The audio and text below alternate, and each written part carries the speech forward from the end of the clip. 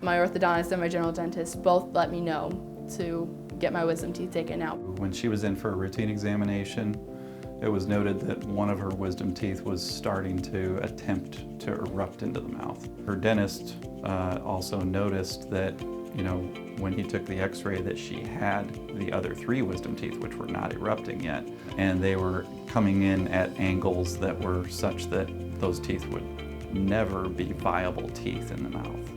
The doctor explained it very well. He sat down with me, looked over the x-rays with me, showed me exactly what may be a problem with her wisdom teeth and what may not be a problem, and just described exactly what he would do during the surgery.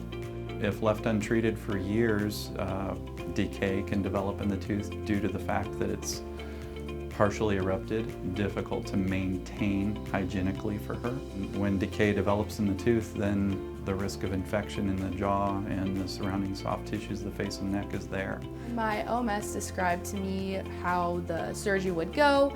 I was just kind of sitting there ready to get it over with, but he made it very comfortable for me. I felt very safe and everything, even just right walking in, everybody welcomed me with a smile. As an oral and maxillofacial surgeon, I treat patients with wisdom tooth problems every day. I let them know, first of all, you can do this one of 3 ways. We can do it with a local anesthetic. We can do it with nitrous oxide and local, or we can do it with an IV general anesthetic.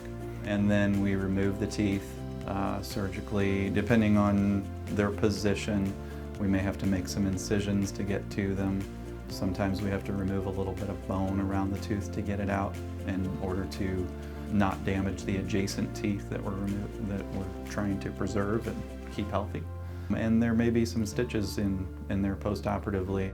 So right after I had the surgery, I basically slept for a few days and I enjoyed the foods that I got to eat, lots of Jell-O, mashed potatoes, ice cream. I strongly encourage my patients to start with ibuprofen or naproxen.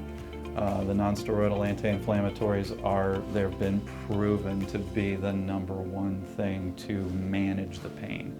And I think that's another thing that we try to convey to the patients, that you are going to have some discomfort with this, but it's not going to be terrible. It took about a week and a half until I could just get back into my normal routine.